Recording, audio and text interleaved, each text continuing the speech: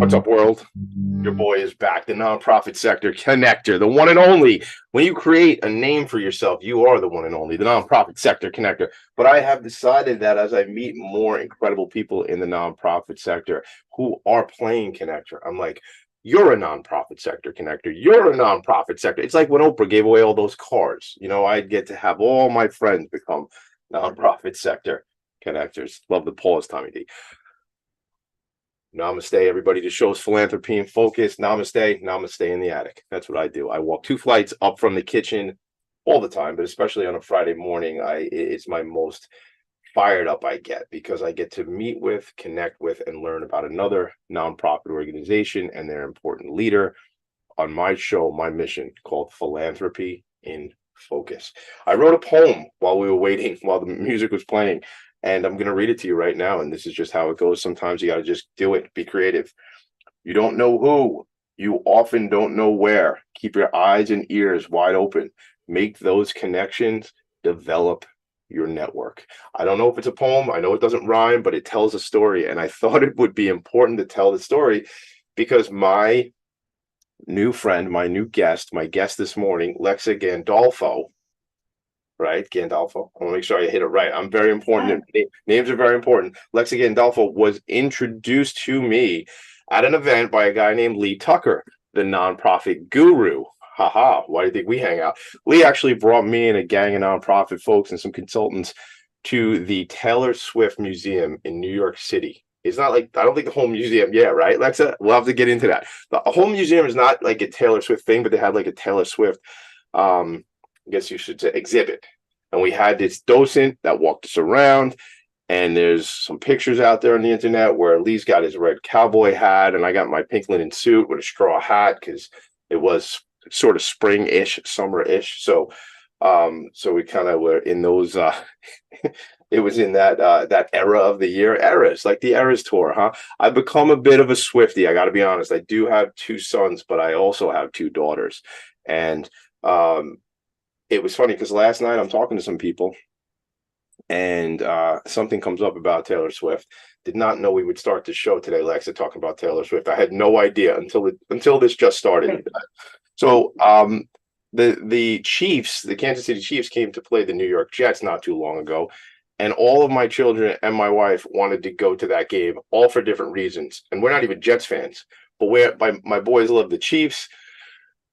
My daughters now like the Chiefs, obviously, because there's this whole Travis Kelce, Taylor Swift connection. Gang, if you didn't show up for this, then I don't know what you showed up for, because this is stream of conscious. This is how your boy does it. This is part of the show. So I got to go to that museum and have yet to take my daughters and their friends, which I'm going to. It's in New York City. It's I'll get you the address and the information during one of our breaks where the Taylor Swift Museum is. Are you, Lexa Gandolfo, not knowing it, that I would ask you, are you a Swiftie? Not a Swiftie, but I appreciate her talent, and I appreciate how I think she's ingenious. I mean, she's one of the most talented musicians probably of our generation. So. Yeah. And I think, and it's funny, I just realized why this is coming up for me. This is the universe bringing us to this. I just heard recently, it was like on Bloomberg Radio, like in the last couple of weeks, that Taylor's tour, just ticket sales, was approaching $1 billion in ticket sales. Just the tour, not the merch, not the this, not the hot dog you got for $11 in the outside the stadium, all that. So Can I say one thing real quick, Tom? Yeah. Go ahead. Apparently, I read that she's given a lot of the proceeds to the people who, like her crew, and yes, 100%. The guys and gals who are like roadies, the people driving trucks, like she freaking gets it. I love that, and that's another reason why, whether you're a fan of the music, you're not a fan, you could be a fan of the person and the way, because that to me, she's the leader, right? She's the CEO of this organization, right? She's the talent, but she's the business. Again, I don't know her. I've never spoken to her. As an outsider looking in, that's what it looks like. Here's where I think this draws a parallel to what you and I are going to talk about, because she's a business person. She is an inventor. She happens to have the talent, right? And she's a songwriter, and she's incredible, right? All the awards, the whole deal. But it's a business too. right? There's a business to this. So she's a creator in the sense of like my wonderful poem that I created just moments ago, but it's also a creator in the sense of she's created this business.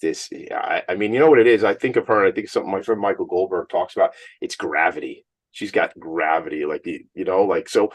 That's it. I had no intention of bringing up Taylor Swift, other than I had to say, if it wasn't for knowing Lee Tucker, I don't get to meet with you because Lee does these networking events a couple times a month. A whole bunch of nonprofit folks get together, 95, 100 people. And you and I had the opportunity to end up in a breakout room on Zoom, and you talked about what you do. And I'm like, dude, I want to have you on my show. Would you like to come on my show? And that's exactly how it happened, gang. That's how my life is. So if I'm lying, I'm dying. Anyway, so what do you think about that? That's a good way to segue, right? What you do at New England Invents as the executive director, we're going to tell stories and things like that. But she's an inventor too, right? It's not just somebody who tinkers in the shop, right? Nope. Independent inventors like me are from all different backgrounds. They're not like the crazy, wacky old dude in the garage. They're just people who see a problem, an everyday problem, and come up with a solution to it that's new and novel. And then if we're lucky enough, we find an opportunity to commercialize that invention, take it to market. It's funny. One of my favorite characters in and this is one of my favorite movies. One of my favorite actors growing up. He played Alex P. Keaton on Family Ties, right? Michael J. Fox. I've always loved Michael J. Fox. And one of my favorite movies growing up, I think maybe you know where I'm going, was a movie called Back to the Future. And you said the wacky old guy, tinkering or inventing. And I think of Doc Brown. I just think, like, Marty, they found us. It's the Libyans. I don't know how, but they found us. Run for it, Marty. All this kind of that is that. I don't know if this is the right word, that quintessential inventor guy. Like, that's it. Tinker, trying to save things, change the world, travel in time, all this kind of cool stuff. However, that's not what everybody looks like. It's not what most of them look like. Right. There's a place for people like that too. I appreciate those kind of wacky, creative men and women, but a lot of them are just everyday. I mean, I used to run a software development company before I sold it. I then stayed home with my kids for 10 years. And then I kept track of a number of ideas that I had, one of which is the Cargo Caddy, which I licensed in May. And just May of this year, of 23? May of this year, yes. All right, so let's go back, because I have my notes. I want to hear about Cargo Caddy, but take me back, if you could, to who is Lexa? What was it that either, in this case, I usually say what drew you to nonprofit work, quote unquote. In this case, I don't know if that's even an appropriate question, because now you're running this nonprofit organization, but I think it's through a different door. You came through the inventor door, so to speak, from my assessment. So who are you? What's your background? Talk to me about your journey. Okay, so in 2019, this was about 10 years after I had taken time off in between the sale of my software and website development company and having my 3 kids. Around 2019, I decided, all right, the kids are all in school now. I have more time on my hands. I've been keeping track of these kind of solutions to everyday problems that I've been having over the last 10 years. Mom with 3 little kids. I'm gonna take a stab at one of them, and it's Cargo Caddy. I went to this conference at the USPTO. It's here in Alexandria. I'm located outside of DC, and just to learn about intellectual property, figure out what I needed to do for Cargo Caddy as far as it's called a provisional patent, getting it filed, and then converting that to a utility patent. And I really wanted to just learn as much as I could, as quickly as I could, about the world of independent inventing, because it's undocumented. People call it kind of like the Wild West. There's lots of bad actors in this field who want to take advantage of independent inventors. There's a lot of good people too, but there's no roadmap. There's no how to. So it sounds like it sounds like there's not really like a Sherpa, a guide, a navigator for these individuals. It almost feels for me, and I don't know enough about what I'm about to say, but that's part of my show. I say things and people will comment, say, Tommy, I don't think you're right, and then we'll talk about it. But I think in terms of certainly the like music industry or Hollywood even, sometimes young people, or maybe not so young people, are ambitious and they want to do the thing, and maybe they end up in contracts that aren't the best and don't cover them the best interests. I think of certainly some groups I grew up listening to that ended up not in a good way financially, but the record company sure made a bunch of dough. So I get it. There's always going to be um this is a fun word to say. There's always going to be charlatans. There's always going to be some opportunists trying to take Yes. advantage of someone else's work. So I guess without the right trade association, the right advocates, the right guidance, like which is I think what your organization does, you sort of like, oh Yes. no, right? So talk to me about that. Yeah, no, that's exactly right. And I think in other industries, like you said, there's always going to be bad actors. There are always going to be people who are looking out for themselves, not for the people who they're serving. But with independent inventing, there's far fewer organizations like New England Invents who are actually looking out for the best interests of the people we serve. There just aren't that many of them. There are a handful of them, but I think we're outnumbered by the types who will just take a bunch of money up front from people and promise them the world and then not deliver. And I mean, there's a couple of different things at play. A lot of independent inventors are very creative, sort of, I don't want to use the word, they could be quirky. Well, And yeah, is it also they're not, and again, I don't know if this is where you're going, but maybe they're not business people sometimes. Maybe they, correct, right? And I see that a lot with my creative friends. Certainly some of the correct. nonprofits even that I'm involved with that are run by creatives, and it's like, wow, you could really benefit from having a COO type that sits next to you, Mr. or Mrs. Executive Director, because I love you, I love your fire, I love what you're doing. However, like we got to do these things like over here. That is exactly right. Now there are many like me who I consider myself more of a business person than an Yeah, inventor. I just happen to have, I think, a good idea that I brought to market. But there are people on all along the spectrum. And there's plenty of people at the far end of the spectrum who are just extremely bright, very creative, have great ideas, but don't have the first idea of how to bring those ideas to market.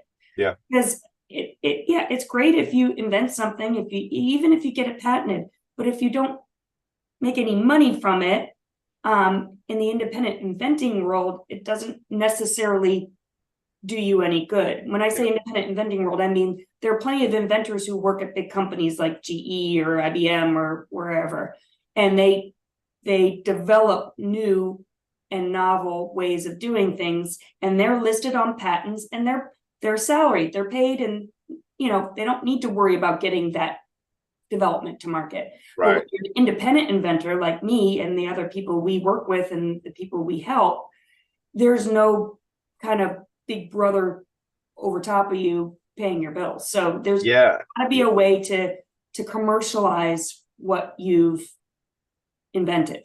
Well, I think it takes, here's what I'm hearing from you. We're going to go to break in a sec here, but what I'm hearing from you is there's so many disciplines now that this entrepreneur who happens to be an inventor, it's not an entrepreneur who owns a sandwich shop or who practices law or has a professional service company like that, but now they are the whole thing. They're the inventor. So it sounds like, and first of all, I always found it funny when I would go work for a company and I would have to sign these things that say anything that I came up with in my brain while I was working at that company didn't belong to me. There's one of the reasons why I'm not employed.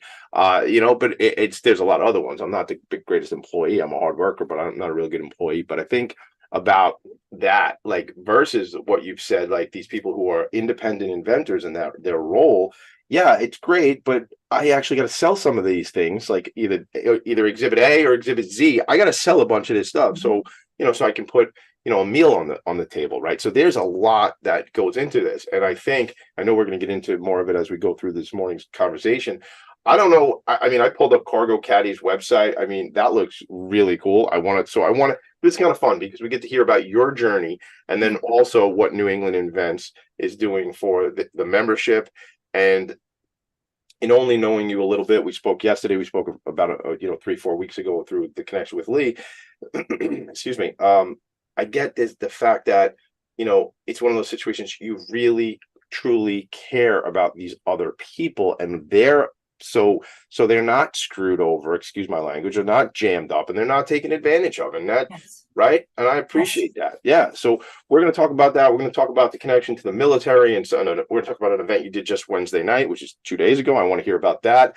I must, only because he's commented 3 times on Facebook and stuff like that. I got to shout out Mick Collins, who actually is down in Gaithersburg, so not too far, I'm sure, from where you are. So Mick is with a company called Paid Forward Processing, good friend of me, good friend of my show. And what they do, excuse me, is they provide merchant processing with a spin. So they give back their proceeds, a portion of the net proceeds, back to nonprofit organizations. And since you guys are not too far from each other, I assume in that whole Delmarva DMV, which I found out is not it's not the Department of Motor Vehicles when you say DMV. I never heard it called the DMV growing up, but that's definitely, everyone calls it that now. It yeah. just, Now, did you grow up? Are you from down that way? Yeah, I'm from down here. People just call it DC metro area, or but anytime somebody, because I'm a wise guy, anytime somebody tells me DMV, I'm like, oh man, I don't want to go wait in lines and stuff like that. Like, that's like a pain. You give you a ticket and they're like J1. You feel like you're at bingo. Well, there's no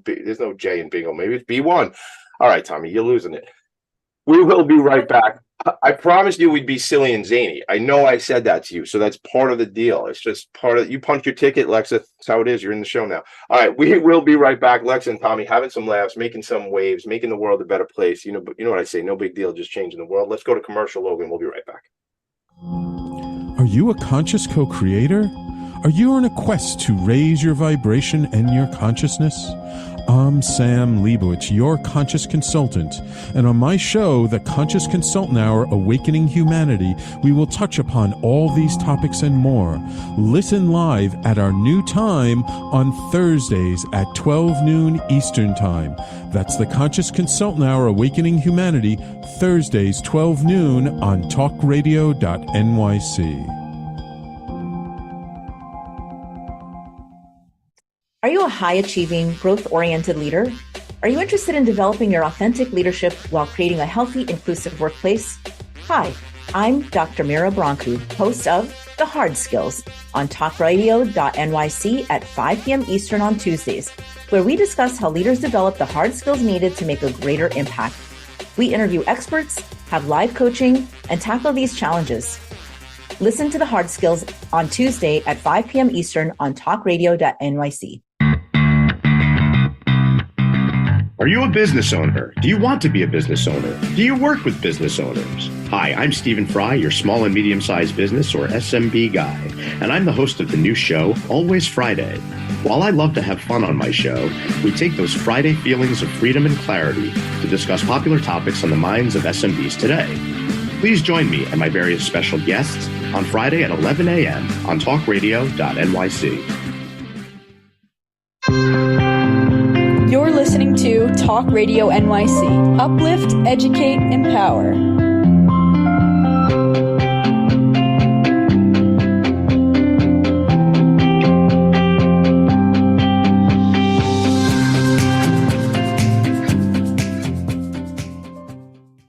Nonprofits need connections to move in good directions. So cut through all the static. Join Tommy in his attic. About 2 years ago when we started this show, I knew Sam Leibowitz, who founded this company, TalkRadio.nyc. Oh, we're back. It's Philanthropy and Focus. I knew Sam Leibowitz, and it says uplift, educate, and empower. And I didn't even realize that it said that until like the first couple of shows. And I was like, that's exactly what my show does. That's what we're doing here. Uplift, educate, and empower. And I think that's what an organization like yours is doing, Lexa. And and it's like looking out for people, educating them. We're going to talk about all that now. But I did share while we went to break, I shared the website with Cargo Caddy. And I'm going to share some pictures again, just in case anybody stepped away during a break. And if you are only listening and not watching, go to the website, acgdesigns.net. That's correct. That's where they want to go. Yep. Or you can go to getcargocaddy, CADDIE.com. All right, perfect. So either one. It's let me explain real quick. I licensed the product to a company in May, and they're going to manufacture it, sell it, distribute it, market it, all that. So it's not actually for sale on that website. It was meant to be just a marketing material. Like a pitch, to like a pitch. licensees. That was to pitch the product, right? Got it. So, But I've left it up. which one do you want me to show then? So I go back to showing Oh, they go to the same place. oh, it goes this. Okay, got it. Yep. So then let me share these pictures real quick, and then we'll get back into talking about the organization. But I have 4 children, as formerly mentioned earlier today, and I will just make a joke because that's kind of what I do. When we had our first child, we had a Nissan Altima, and we had gone on a vacation. And I don't understand how a Nissan Altima was not big enough for 2 adults, 1 kid. And I'm talking about going away for like 3 days. There was like not enough room. And now I don't need to so if you're looking at the pictures right now, this is like a Monday morning, basically, a couple bags of food, like sports equipment. I broke my toe last year because some small people who live in my house decided that lacrosse sticks and baseball bats were best served right outside the front door of the house. So that's how I broke my big toe. I don't think the cargo caddy could have helped with that because unless they had one on the porch. So you'll just see like some of the things like, and this is what you said. And this, I want to go back to what we said earlier, because I wrote it down because I think it's so important. It's not always about like pining over, like, how do we get to Mars, or electric vehicles, shout out to Elon, or doing like wild things like that. What you said is solutions to everyday problems. Like, this thing is a pain in the neck. It drives me crazy. It happens all the time, and I just deal with it. It's like it's like the check engine light sometimes in your car. I don't know if anybody's ever done this. Like, if you've done this before, you're like me. But you take like a sticky note and you put it over the check engine light, and all of a sudden everything's fine. Like everyday problems. There you go. Sometimes people do that with their human body too, but that's a whole thing. Don't worry about it. Walk it off. But I think in terms of, there are these little like finicky things, persnickety things, they just drive us freaking crazy. And then somebody goes, I'm going to solve that problem. So tell me, if you could, before we go back to the organization, let's talk about what was driving you nuts. And you have children, I have children, so I understand some of it. But go ahead. Why did this become a thing? So I have 3 kids. And when I came up with the idea for Cargo Caddy, my 2 older kids were 3 and 1. They're about 20 months apart. Mm-hmm. And so maybe a little younger than 3. So I always had a double stroller in the back of my Suburban, which is that big Chevy Suburban, that big SUV. It's big. And I couldn't take it in and out of the car all the time. It's just too heavy. And I usually had a baby in one arm. Yes. So I would leave it in the trunk.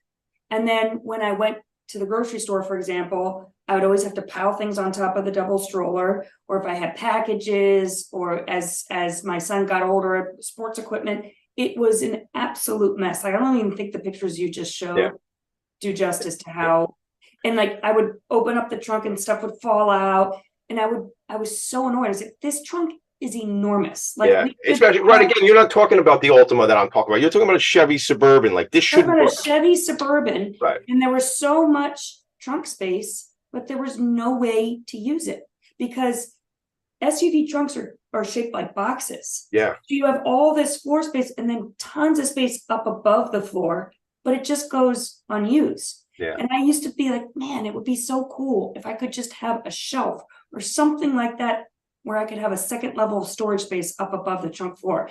And I looked everywhere for a product like that. Like, I didn't set out to invent this. No, you wanted to buy something. I just needed it for myself. Right. So I kept looking around, never found anything. I just, like you said, I just dealt. I put the sticker over the check engine light. And then finally, when, like I said, after taking some time off with my kids, and when I decided to jump back into working, I was like, I think I'm going to try to solve this problem. I love that. Did you have, when you had your software company and website, was that your nature to be inventive? Like, do you have that streak already? Like, is that already there? Is there a burning desire to do that? Yeah, no, I've been asked that before. I actually think it was back before a lot of this plug and play stuff, which I think is awesome. I love the open source movement, and I love how people borrow and put things together. But it was back kind of before that. It was in the early 2000s. So everything we did was custom. So you had to Everything- be in it. You had to play. You had to be inventive and stuff like that, right? Yeah. You really did have to be a problem solver. And I think that's like, I keep going back to that, but I think that's what's most important in the realm of inventing. You're solving problems. So with all of the programming we did, and I really sort of just did the business development. I'm not a real heavy duty programmer. I understand it, but I don't do it. But our team, we had to come up with custom solutions to problems that our clients had. And they were most of them were web-based. So we were solving problems every day. That's awesome. Yeah. My wife is like this, man. She's like, I don't know if she's like, she likes to solve these problems like around the house and stuff like that. And I could see her like getting charged up about being plugged into an organization like yours. Like, I don't know that she would think of herself as an inventor, but she's always got a project. So like, let me give you a quick, for instance, I don't usually talk personal stuff, and this is not that personal, but day one of COVID, March 13th, that Friday the 13th, March 13th, 2020, right? Mm-hmm. People are ordering, what are we doing? We're ordering Lysol. Yeah. We're ordering paper towels, we're ordering wipes and Toilet paper. Right, toilet paper, right? Because that was going to be gone. Who knew it was going to all be gone, right? And we ordered, I didn't, but there were 600 pavers delivered to the house, and I think 3 or 4 yards of sand in anticipation from Home Depot, in anticipation to build a patio. Okay. Mm-hmm. So, and she did a phenomenal job. And I didn't help at all because that is not exactly my skill set. Although I think I probably moved some sand around and stuff like that. I was working. I was up here in the attic, right, running the business, You're in the attic. calling clients, right? I was up in the attic, and that to me is like, just, she loves that stuff. She's always got to have a project going. There's got to be a project. There's got to be, which is fine. I think that this is it serves her. She gets fired up about it, right? And not, however, and I think this will resonate, this type of conversation with people like her, and her specifically, just because it's generally like, wow, that fires me up. I could do something. I want to solve a problem. This bugaboo is driving me crazy, and I'm tired of it. And let me just go. And I love, even in your sense, like, how great what you've created here is super cool, right? And this is the kind of thing, like many of us, I'll just say for myself, like, yo, somebody had to make that already. You know, that like thing when we see like, somebody's got to have solved this problem. There's freaking, I don't know, 8 billion people on the planet. We've been doing stuff for thousands and thousands of years. Somebody solved for this. And guess what? They had not, because I know you probably scoured the internet looking for it and it wasn't there. Otherwise, you would have invented it, right? Yep. I want to bring something up really quick. You spoke about your wife, and she's got to do it yourself kind of. Yeah. There's a radio show another radio show I've been on a couple times called Invent America. And our friend, our New England Events friend, Rita Crompton, is the co-host, and it's a radio show for home improvement, do-it-yourself kind of projects, and it was a natural extension for them to add Rita, and she's in the independent inventing world. So yes, the two worlds cross over very seamlessly.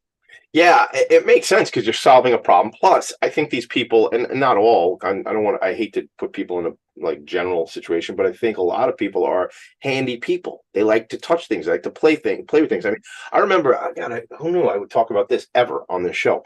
When we were kids, my brother, so Bob Vila, I don't know if we're similar in age. Bob Vila, This Old House. My brother used to love watching that show, and it used to drive me crazy. I was like, oh, come on, man. And like, my father would always make this joke, because whenever there was work being done around my house, meaning my father would be doing work and my brother would often go help him, he would always say, you know, the fortunate thing is we never had a TV stolen in our home ever in all the years, because my son Thomas was always watching it. Okay, laugh, everybody. That's a joke. That's when the applause sign should be flashing for you. That was what my old man would say, because I would never help. It was not my. You want to hire somebody to paint the house for you, Dad? I'll take care of that. I don't want to paint the house. I don't want to hammer nails. You were busy watching. I was watching TV, man. Those TVs would be gone if it wasn't for the hard work I put in watching those TVs. Again, Alex B. Keaton, we started talking about that. But my brother also, aside from loving that show, This Old House with Bob Vila, would take things apart. Him and his friend Charles, they would take apart like cars, like, and there was these motors in cars, and they would hold like a 9-volt battery to the two little things on the back of and then it would have a little spinner, and they would have these little motors all over the friggin' house. There would be plastic buckets full of these motors, and these are the two guys who used to catch lizards, and that was their deal. But I hadn't told anybody about that probably 30 years. I've never thought about this. But, my brother leads businesses. He runs a very successful business. He's a hell of an entrepreneur.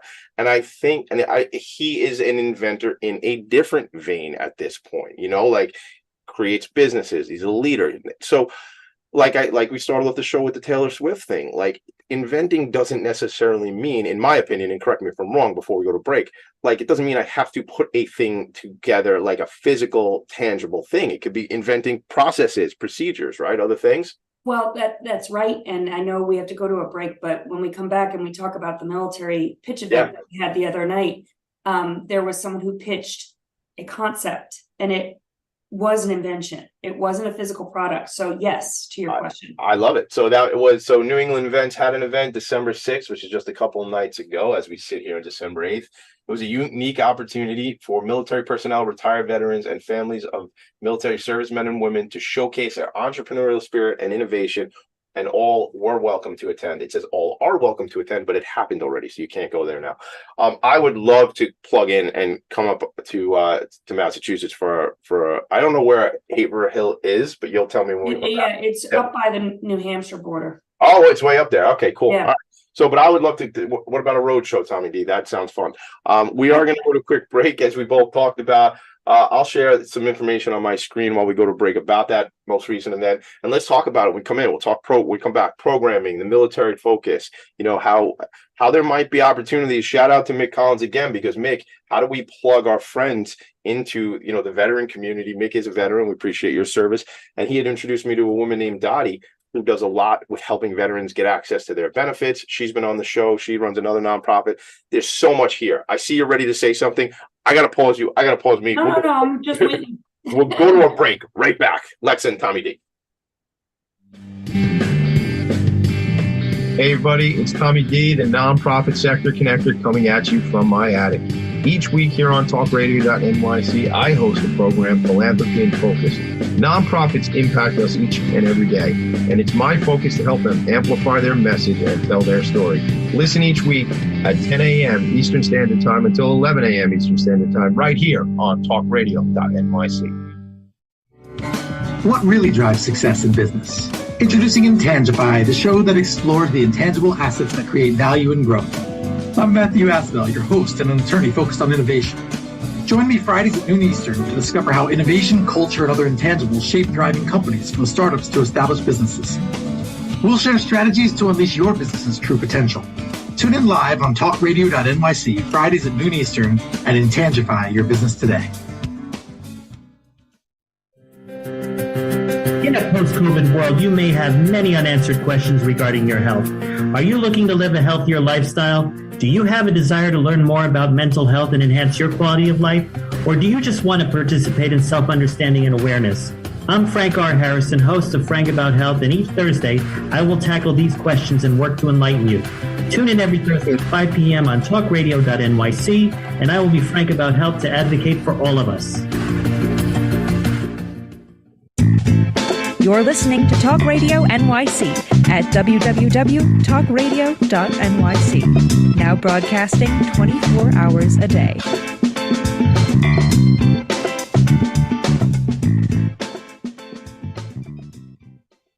Nonprofits need connections to move in good directions. So cut through all the static. Join Tommy in his attic. Up through the static. And join me in the attic. That's what we do every Friday morning. The show is called Philanthropy and Focus. The guy is called Tommy D. And if you want to connect with me, follow me on Instagram, man. I have some fun on there, TommyD.nyc. If you want to send me an email, TommyD at Philanthropy and Focus, PHOCUS. Yeah, that's right. .com. And then just look for me, man. I'm there. I'm right out there somewhere. You'll find me.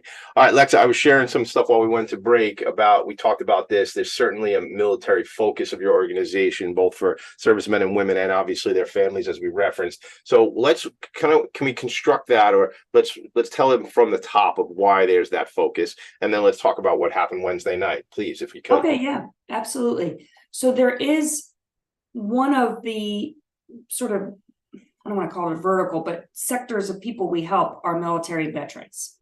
But it's certainly not the only focus. We also have a section of our reach that is K through 12, youth and innovation. So kids, we work with a number of different organizations who are involved with STEM and with innovation and with getting kids interested in the idea of pursuing a career in independent inventing right out of high school. That is so cool. I just want to say something about school and college. And I've been one of these people that I don't believe that everybody needs to go to college or university, and that's a whole other conversation. You want to talk to me about it, send me an email, we'll catch up. But that's a whole thing about that. And a lot of kids are bored in school with the typical curriculum, whether they have some sort of learning disability, whether they have the ADHD or not, whether or sometimes the stuff is just not exciting or interesting. Sorry, gang, there we go. But what if we can pour into these kids what they are fired up about? I have to say to my kids, Dad, I hate school. That's what I hear. I don't say that to my kids. They say that to me, Dad, I hate it. I go, do me a favor. I got to get you through high school. I need you to get through high school, right? Yeah. However, find something that you're super fired up about, and we'll go on Udemy. I'll buy you classes. I'll get you a tutor. It doesn't have to be like, the core, like, hey, I want to play the saxophone, all right, or I want to be a singer. And if it is that, awesome. I'm all in. I'll help you with that. I got to get you out of high school. It's what I got to do, right? That's a non-negotiable. I'm sorry. That one doesn't work. I can't. We're going to have a real difficult time, over the next 70 years of your life if we didn't even just get you the high school equivalence piece. Let's get that. However, while that's going on, I need you to do that from 8 to 2, 8 to 2:40, whatever the timing is.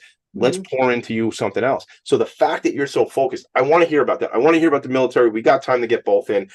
Tell me about the K through 12 piece, because these kids must be totally like I could just see the neurons. I don't know if I could actually see neurons, but in my mind's eye, I visualize they're like fired up, like they're turned on versus like, oh, this sucks. Tell me about some of that experience, because that's got to charge you up. It's one of my favorite things to do. Is we're often asked by one of our partners, Innovation World, run by Julie Shively, to be judges or panelists for these pitch competitions that kids give. And Tommy, it's unbelievable how well prepared, how smart, how creative these kids are. They are coming up, and we're not talking about like trinkets. We're talking about ways to harness energy from like a exercise machine that will then power part of their house. They thought through everything. Give me one, like, give me an anecdote. Give me like, you're sitting on that panel and you're a judge and you're like, holy cow. Although maybe you didn't say cow in your head, but like, holy, like, whatever. So can you think of one, while I just fumble with my words, of one that was like really like exciting, stood out? You don't have to mention this young person, but I would like to know how old they were and what they or their team came up with. We could play. So we've seen everyone from, in fact, we had a pitch competition at New England Events a couple of years ago, and one of the pitch presenters was 8. Yeah, awesome. And he was, I mean, he is just like so sharp. It was great. But the one that stands out in my mind is a young lady. She is, I think, either a sophomore or junior in high school. And her invention is essentially a model that will allow optometrists to practice incisions that they have to make on the eyeball for like cataract surgeries and other types of. How old? Do you remember the backstory? Like, how old is she, and like, why is this? She's like a sophomore or junior in high school. And I remember that she had, I want to say she had a relative that had had some sort of eye disease, and she saw a need for people who are training to solve these problems. Typically speaking, they do it all in theory, versus in practice. Right. There was no suitable sort of model for these medical students and for doctors to practice new and inventive ways of helping people with eye problems and eye disease. She came up with, created a lifelike type eyeball that allows these doctors to practice before they perform these surgeries. It's this again. The fun part about this show, like I told you earlier this week, is it's like you and me having a cup of coffee, because I'm just going stream of conscious. I'm going to tell you what happened to me this week, and what you just said sparks me to mention. I'm listening to Bloomberg Radio. I'm driving in the car the other day, and I forget what I'm trying to find the disease. Excuse me, but it's something with here it is, retinitis pigmentosa. Okay. I wish I could remember the name of the disease that sparked her interest in this, but well, we'll get back to me on it. We'll share it with people, because this is a never-ending conversation. Listen to this, everybody, and Lexa. This technology is something they're doing with proteins. They're rebuilding the retina, but they're not doing it on this planet because something with gravity affects the production. They're doing it on the space station. They have these companies, these inventors are going, again, I know no more than what I just told you all, so Google it, you'll find out about it. But I was like, what? Like going up to the space station to do that. And there's and as they're talking about on Bloomberg, it was like on the weekends, Bloomberg does this thing, it's like Bloomberg Week or something like that, and they just like, it's like they read their whole magazine that they do, and then I don't have to read it, because like they just read it to me, which is perfect for me. I love Audible. Shout out to Audible. But they're telling me these stories, and I'm like going, what? And then they're talking about these other drug companies that are going to do like production of pharmaceuticals up on the space station, and I mean, I'm sorry, like I don't usually get like quiet, but this is wild. It's beyond cool. Another one we also provide one-on-one consulting and mentorship to K through 12, and also to our other sort of sectors, military, or just individuals, because everyone else. But in our last mentoring session, I spoke with a girl who was in the 5th grade or 6th grade, I think 6th grade, who came to us via Connecticut Invention Convention. And that's another partner of ours. They do some incredible work. They have across New England, really, well, mostly Connecticut and Massachusetts, they have these after-school programs and in-school programs where they teach kids the ins and outs of building a prototype and figuring out how to best find a target audience and solve a problem, all the stuff that independent inventors do. Anyway, she came to us because she wants to advance her product past just the competition, the school competition. And it's a product that her sister is disabled, and she still needs to wear diapers, but with disabled children, changing their diapers is a really difficult undertaking, because they're upset and they move around and they don't understand that they need to stay still. So she created this changing table that allows her mom and dad to strap her sister in and be distracted by, there's a articulated kind of like arm that she puts like an iPad in, and it was like a whole solution to a problem that she saw her mom and dad facing every day with respect to changing her sister's diaper. And that's again, a lot of work that I do is connected to organizations who serve the intellectually and developmentally disabled, and we're involved with a lot of some of them are clients of ours for our agency, Vanguard Benefits, and some of them we sit on boards of organizations. And there's such an application for what this young lady came up with, and she was solving a quote unquote, not for everybody, but an everyday problem for many families. Yes. And critically important. I mean, I'm not going to go into the personal stuff, but we have many family members who have different levels of disabilities, and the ADA came out a long time ago, but you can sometimes end up in a venue where there is not a handicapped or accessible, rather better word said, bathroom, which blows my mind in the year 2023. But it's another show for another day. In fact, it probably should be another show where we talk about that needs to change and it needs to be addressed there. But those stories are incredibly inspiring. We got to go to another quick break. We come back, we're going to do kind of a lightning round. I want to hear about Wednesday night because I riffed that off in a total different direction. But I want to talk about Wednesday night. I want to talk about the focus on the military. Yes. And one thing before we go to break, I want to say the organization is called New England Invents. However, the first time I met you, you sort of said, my word, not yours. It's kind of a misnomer because it's not just focused on New England. You're not even in New England, as we talked about, right? So define that real quick for me. Like, you have a much further reach. Do you want me to do that before the break? Yeah, do it real quick. Yeah, we have people who have come to us from all over the world: Sweden, Israel, Germany. They find us through the patent office, who we have a good relationship with, and then all over the country, certainly as well. So we're headquartered in New England, but certainly that's it's something that we're kind of proving out here in New England. Right. But we'll probably you'll see us with a different name in the next couple of years. I find what's cool about stuff like that when you got to go through like a rebrand. That I'm involved in an organization called Spirit Huntington Arts Center. They did our rebrand for Vanguard Benefits, and I see that NIE might still be in the name, but it's just NE doesn't stand for NEI would still be in the name, but maybe NE doesn't stand for New England anymore. It stands for something else. So anyway, food for thought. I look forward to seeing if that does come to be what it is. All right, we'll be right back. Not a breath. Are you a high-achieving, growth-oriented leader? Are you interested in developing your authentic leadership while creating a healthy, inclusive workplace?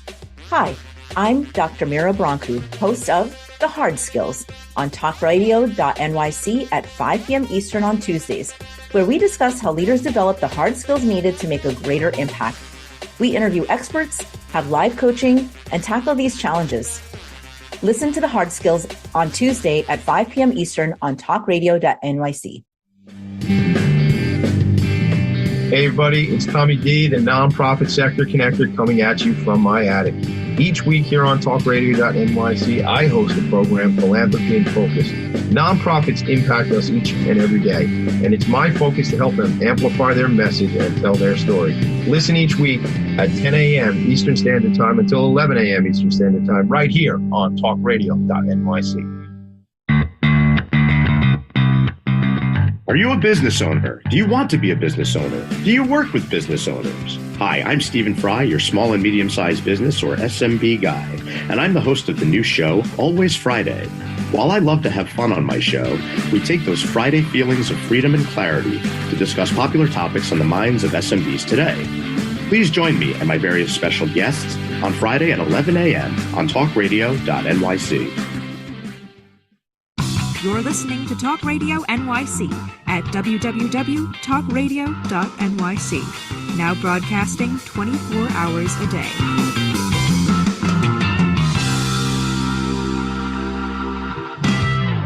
Nonprofits need connections to move in good directions. So cut through all the static. Join Tommy in his attic. That's right. Cut through this. Why did they want us to cut through, Tommy? What was it again? The static, baby. Cut through the static. Join me in the attic. Who else has a song where you rhyme static with attic? No one, I would say. All right, we're back. Philanthropy and Focus, your boy, the one and only nonprofit sector connector. Although I am taking applications to anoint new nonprofit sector connector. What an ego this guy has. All right, let's play. Let's go back to the show.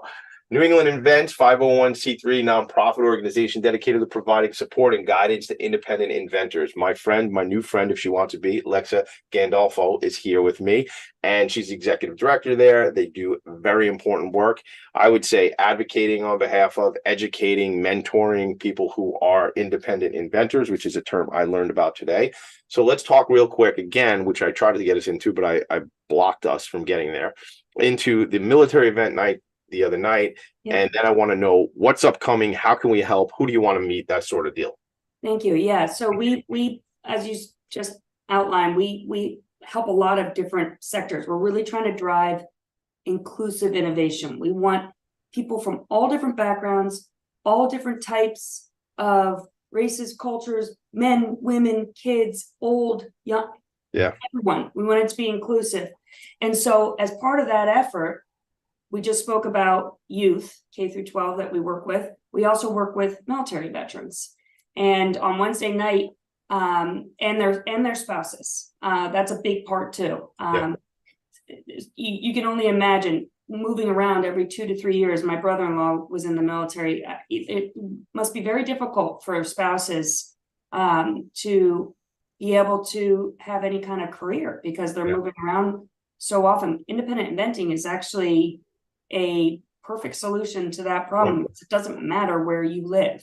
Love that. And many of them have product ideas. Really? Many of the husbands or wives of people in the service. Yes. That's awesome. What a great community that is. Like, there it is. That look how that happened, right? That's So awesome. let me tell you about one of them actually, because on Wednesday night, we had a military pitch event at our offices in Haverhill, and we invited 7 military affiliated people to pitch their products, both veterans, and we opened it up to spouses as well. And one of the spouses, she's such a cool woman, Kim Howell. She has a product. I'm not going to talk about it too much in depth because I think she's still working out the details, but essentially it's a way to offer a virtual reality sort of AI generated mental health therapy to young people, to veterans, to anyone who needs it. So it's a sort of a judgment-free sort of way in which you can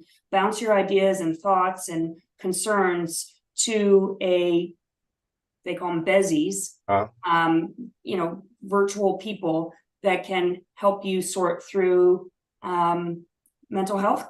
I love it. I love it. Shout out to Kim. Kim, shout out for your vision, and love to connect with you at some point. Maybe we have to have a whole nother show where we just bring on some of your inventors, Lexa.